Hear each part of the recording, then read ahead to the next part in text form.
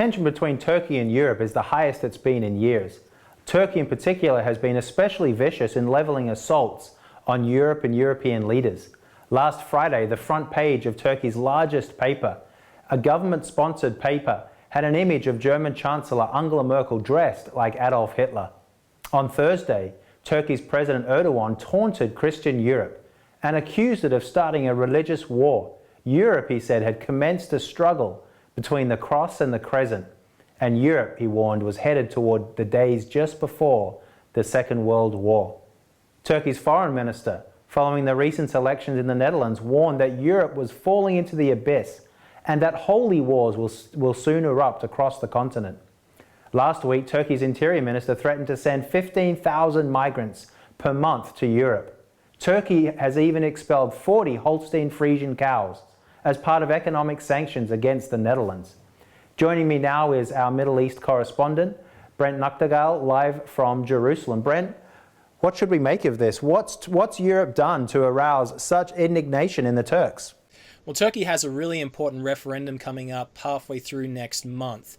And eligible to vote on that referendum are the 1 million plus Turks that are currently living inside Europe. So Erdogan has summoned some of his officials to Europe to try and win those votes. And of course, Europeans aren't happy about this. This referendum is likely going to see Erdogan grow in power and cement his control over Turkey. And the Europeans feel like they shouldn't allow the Turks to hold rallies in their countries when, if he wins this referendum, they're actually going to give more support to Erdogan, the growing dictator in Turkey. Okay, and what impact do we think these recent events could have or will have on the upcoming referendum? Well, it looks like, from at least what I'm reading, that the Turkish populace is proud of what Erdogan is doing. He's framing this spat between Europe and Erdogan as a us against them, Christian against Islam.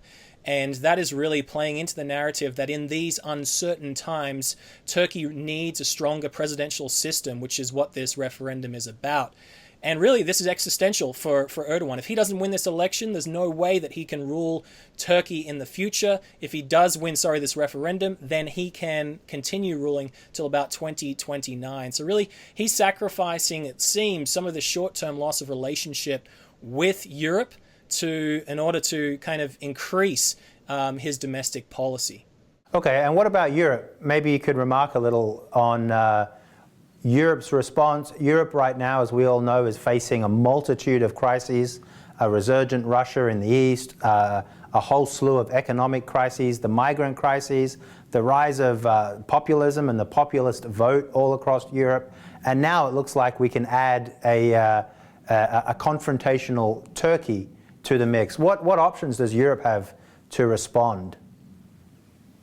Well, Turkey's kind of limited, Europe's kind of limited in the way that it can respond to Turkey right now, just because of the migrant deal that is still kind of in place, whereby Turkey keeps the 2 million Syrian refugees that are still inside its borders, inside Turkey, without sending them across into Europe. And Erdogan's kind of holding that over Europe, saying that, hey, if you don't allow my men to campaign for this referendum in your territory, then I can let some of those refugees go. So Europe's in a kind of a bind, but what it seems is the populace inside Europe, they are willing to get behind their leaders. They don't like being dictated to by Erdogan as much as the Turks don't like being dictated to by Europe.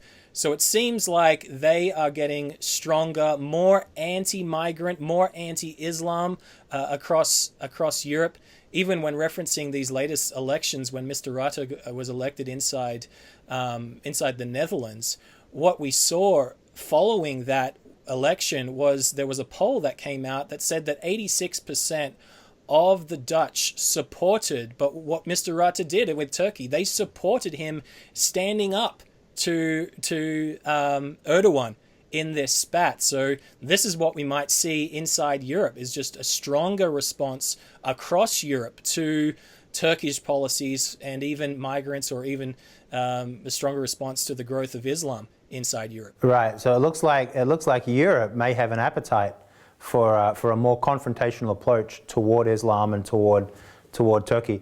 Now, as our readers know, the Trumpet looks at these events through the prism of Bible prophecy.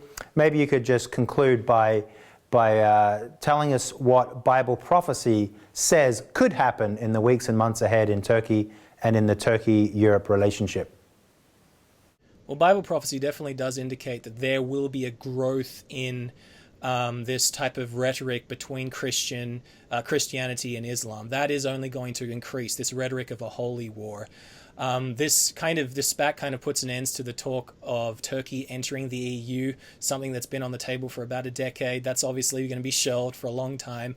But really, if you look at Bible prophecy, there is indication that Turkey is going to have a relationship with Europe going forward. So as bad as this seems right now, it's not going to end, in war between Turkey and Europe, but it will kind of dent the relationship. But going forward, they'll find some way around this to still work with each other.